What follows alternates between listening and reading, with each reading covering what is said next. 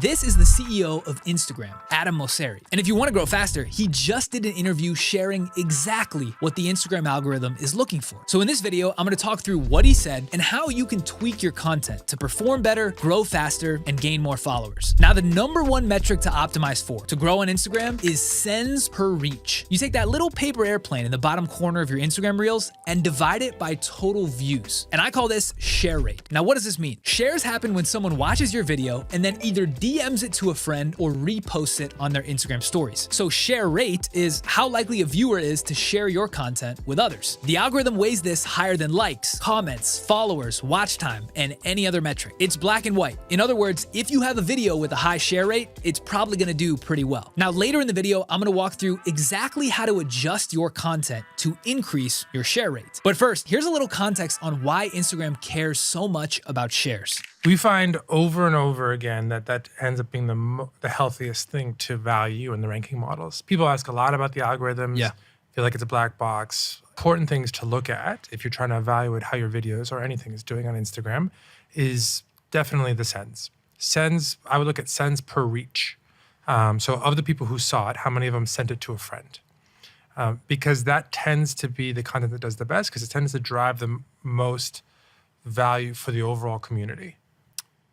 Lately, I've been getting into like gardening and planting food in my backyard. So, all right. My best friend has a huge green thumb. So we're going to use him as in this example instead of basil planting video, maybe some sort of time lapse, right? And you sent that to my buddy Hondro.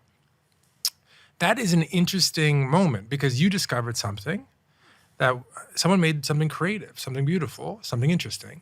And then you shared it with a friend. In this hypothetical world, you and Hondro are also buds. Of course. And then he's psyched to get it. And that you might actually have a conversation about gardening, basil, whatever you like. But then he came back to Instagram. And then he actually probably checked out some more things. And then maybe he saw an amazing, soccer highlight. And then he sent that to me. And that's the flywheel. Where, yes, you are discovering something. It's consumption. It's somewhat passive to see a video. But then you send it to a friend, you start a conversation, then that helps them discover more things themselves and they send it to someone else and that starts another conversation. And that's why short form video for us is so symbiotic with connecting people with their friends.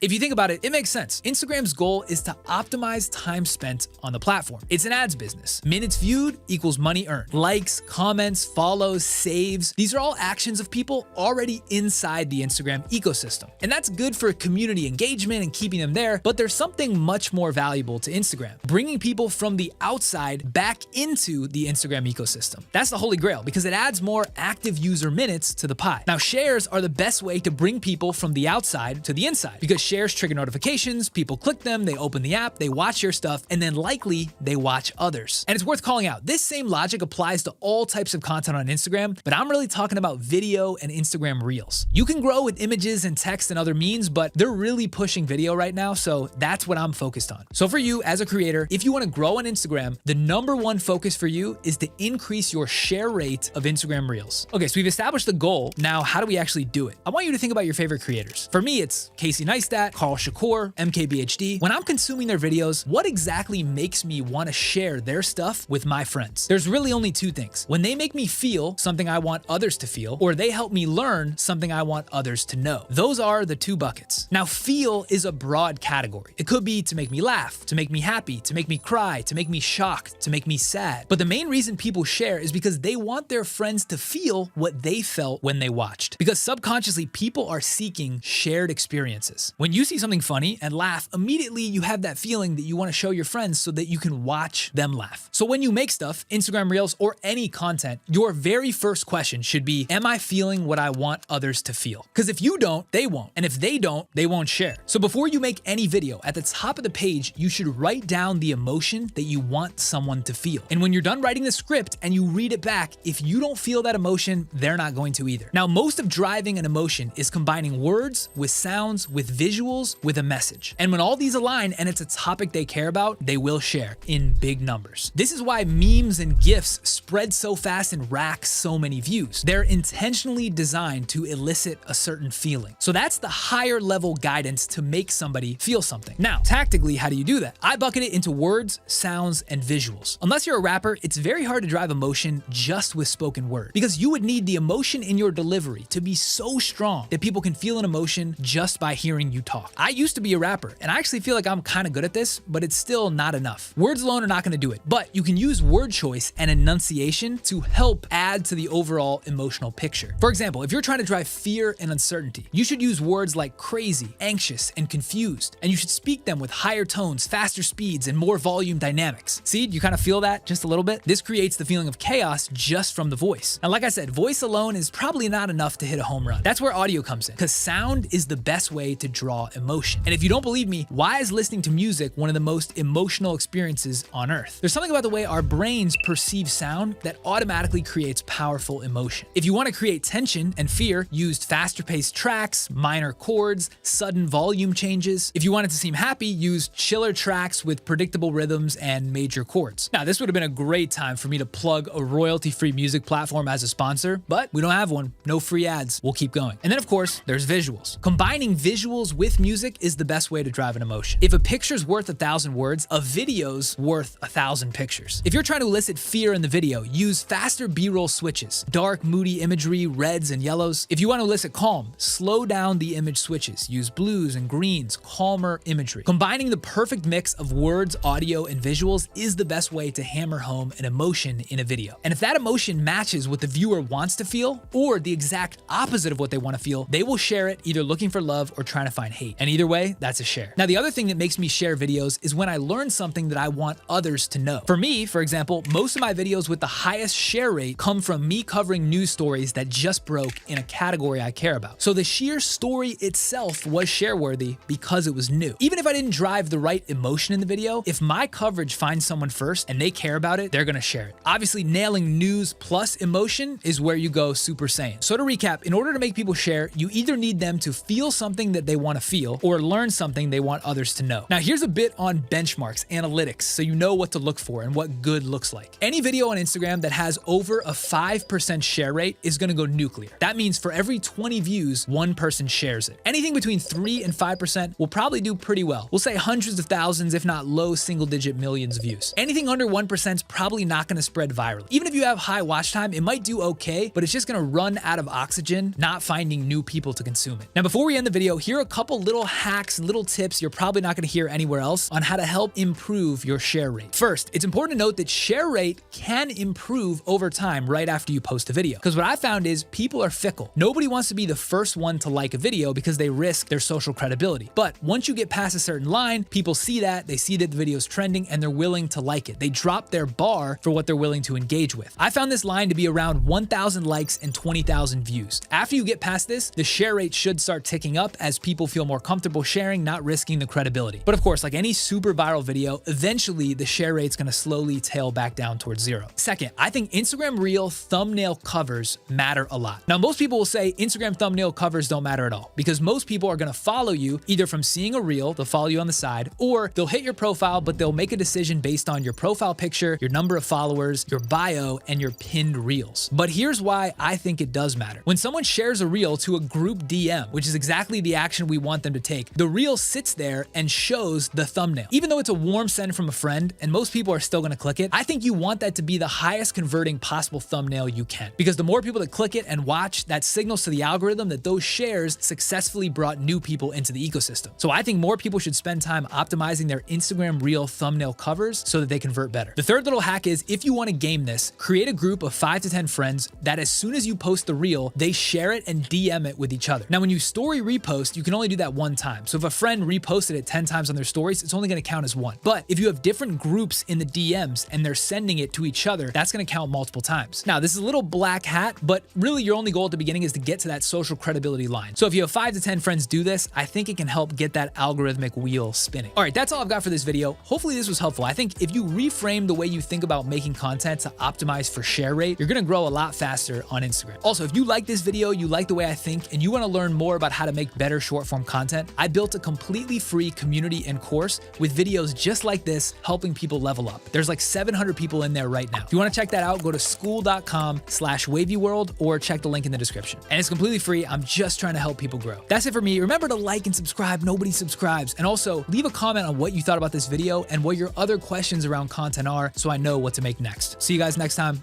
Peace.